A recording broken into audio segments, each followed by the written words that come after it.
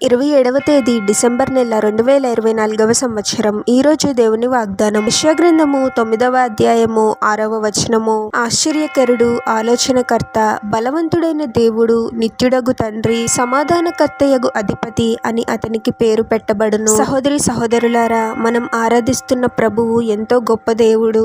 అద్భుతాలను, ఊహకందని ఆశ్చర్యక్రియలను జరిగించు దేవుడు. ఆనాడు ఇశ్రాయేలు ప్రజలను ఫరో సైన్యం నుండి కాపాడటానికి ఆశ్చర్య రీతిగా ఎర్ర సముద్రాన్ని 2 పాయలుగా చేశాడు. ప్రతిదినము ఆకాశం నుండి మన్నాను కురిపించి ఇశ్రాయేలు ప్రజలను అద్భుతంగా పోషించాడు. చనిపోయిన లాజరుకు జీవాన్ని అనుగ్రహించి బ్రతికించాడు.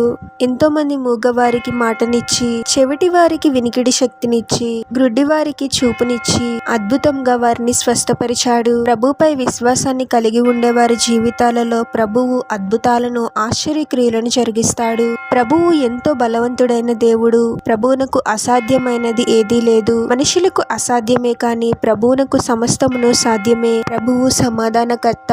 అపవాది శాంతి సమాధానాలను దూరం చేసి కృంగదీయాలని ప్రయత్నిస్తాడు. కానీ ప్రభువు మనం శాంతి సమాధానాలతో జీవించాలని కోరుకుంటాడు. ప్రభువునకు ప్రార్థిస్తే చాలు, మనకు శాంతి సమాధానాలు లేకుండా చేసే ప్రతి అపవాది క్రియ నుండి విడుదలను అనుగ్రహించి మనల్ని శాంతి సమాధానాలతో ఆశీర్వదిస్తాడు. ప్రార్థన.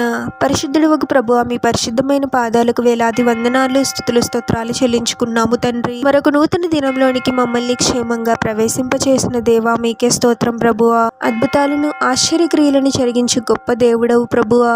ఇప్పటి వరకు మా జీవితాలలో ఎన్నో మేలులను జరిగించి మమ్మల్ని ఎంతగానో ఆశీర్వదించావు తండ్రి. ఎన్నోసార్లు కృంగుదలలో ఉన్నప్పుడు మమ్మల్ని ఆదరించి మాకు శాంతి సమాధానాలను అనుగ్రహించి మమ్మల్ని సంతోషపరిచావు తండ్రి. ఎన్నో బలమైన గొప్ప కార్యాలను జరిగించావు ప్రభువా. మీరు మాకు చేసిన ఏ ఉపకారాన్ని మర్చిపోయే వారముగా మేము ఉండకూడదు ప్రభువా. ఎల్లప్పుడూ మీ పట్ల కృతజ్ఞత హృదయాన్ని కలిగి ఉండే వారముగా మమ్మల్ని దీవించండి తండ్రి. మా ప్రతి సమస్యను ఎరిగిన దేవుడవు తండ్రి. మీరు ఒక అద్భుతమైన మార్గాన్ని తెరిచి మా సమస్యల నుండి మమ్మల్ని ఆశ్చర్యరీతిగా విడిపించి శాంతి సమాధానాలతో మీలో సంతోషకరమైన జీవితాన్ని జీవించే వారముగా మమ్మల్ని దీవించమని ప్రార్థనలో ఏకీభవిస్తున్న ప్రతి ఒక్కరిని పేరు పేరున దీవించి ఆశీర్వదించి అభిషేకించమని, వారు చేసే ప్రతి పనిలో మీరే వారికి తోడుగా ఉండి వారిని అన్ని కీడుల నుండి, అపాయాల నుండి మీరే వారిని రక్షించమని ఈ మా మనవులన్నీ యేసుక్రీస్తు వారి పరిశుద్ధ నామంలో అడిగి వేడుకొనిచున్నాము తండ్రి. ఆమేన్.